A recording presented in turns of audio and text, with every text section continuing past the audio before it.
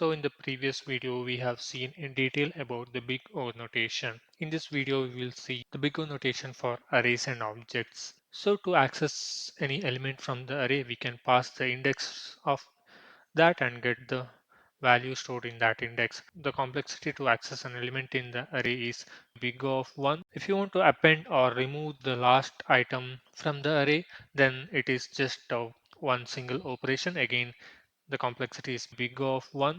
So if you are removing and adding in the beginning of the array, you have to shift all the elements to the right by one position and append it at the beginning. Or if you are remove it and shift all the item indexes to the left.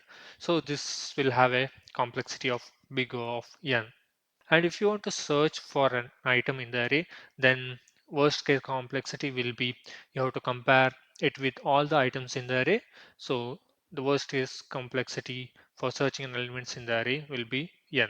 Push or pop is nothing but your adding or removing an item from the end of the array. So it is again big O of 1. Shift and unshift will help you in appending or removing in the start of the array. And slice, if you want to find the subset of an array, you have to traverse throughout the array. Again, it has the complexity of big O of n, similarly with the splice function. If you want to loop through the items of the array, then again it has big O of n. You can use reduce map or for each to loop through the array. Next, let us see big O notation for object operations.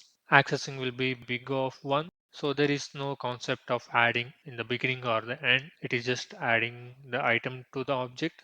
So it will be big O of 1. Again, removing is also big O of 1. Searching is also same big O of 1. If you want to access array methods like keys, values or entries, it will be big O of n because it has to get all the keys or values from the object. That's all for this video. In the next video, we will see different math algorithms and how we can implement them. If you're liking the series, please do consider subscribing to the channel. It motivates me to create more content like this. Thank you for watching. See you in the next one.